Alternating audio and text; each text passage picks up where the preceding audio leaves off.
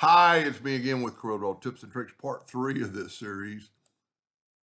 If you didn't watch part 2, we made these two things and uh, it did it perfectly, but what I was asking it to do. But if you didn't want this link, if you wanted all the links to look like that, and I didn't practice this, so we're going to have to just go with, hopefully it works.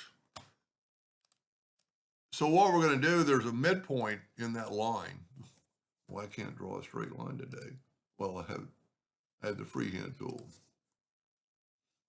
I'm going to take and go right to the midpoint of that line, then make a duplicate and go down here to the midpoint of that line. And I'm going to take off the ends. Okay.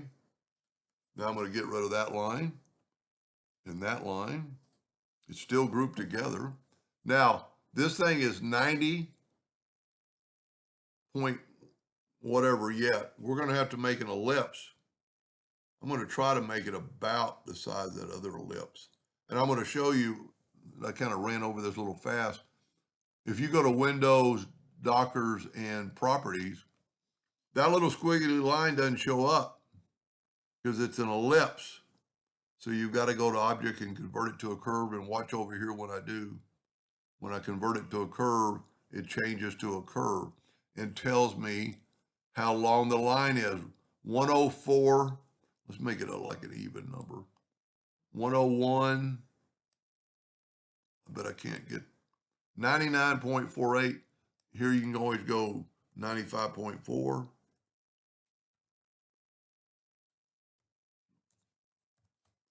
Just raising it up.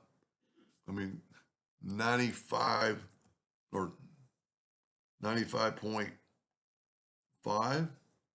I mean, I don't have to do this.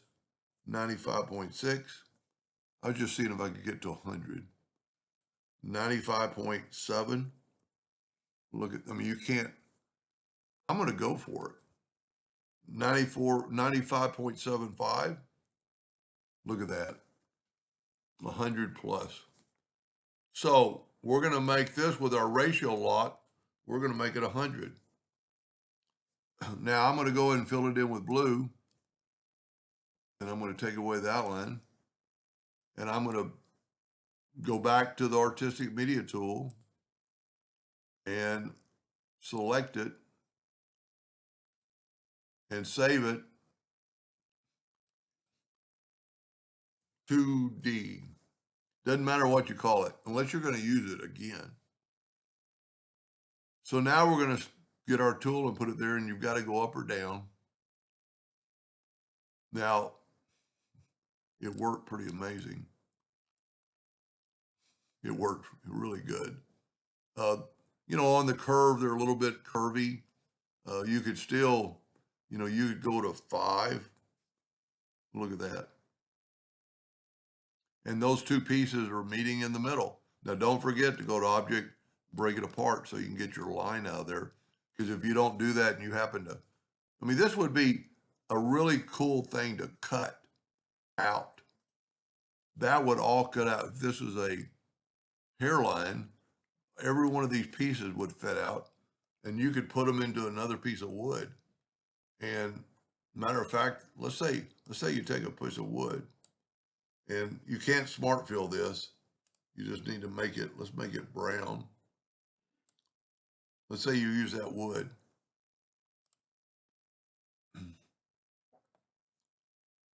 And no, you know what? Smart fill is going to be the way to do it.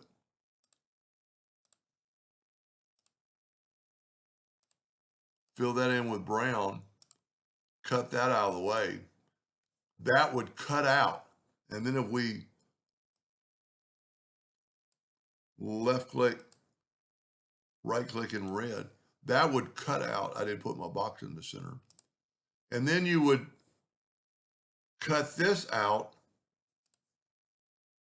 these pieces out of a different colored wood.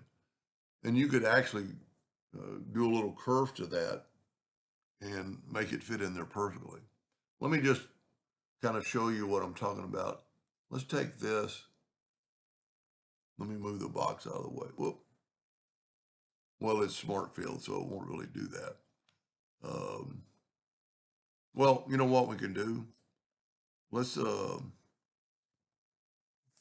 in the center of the page. That's why, and this is why I work in the center of the page, even though it's not going to fit in the center of the, see, that wasn't grouped together. Let's go ahead and hit P, put it in the center of the page. Because let's make it a little bit smaller, make it fit.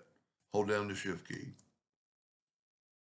So if you would cut that out of a particular wood, let's say you cut it out of a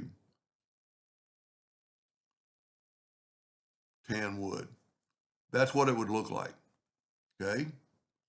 Let me take away the outline. And now let's draw a square. And the reason I put it in the center of the page, because now I can hit P and it'll be in the center. And then take your smart fill and just use another, well, let's just use that darker brown. And that's what it would look like if you cut that out, left click, right click. But when they're together, that's what it's going to look like. And you'd want to use more contrasting wood. You know, maybe make this a darker color, but I'm going to hold down the control button and just add a little darkness to it. See how that really looks good? Anyway, I hope that helped that gentleman and somebody in the future, and thank you for watching.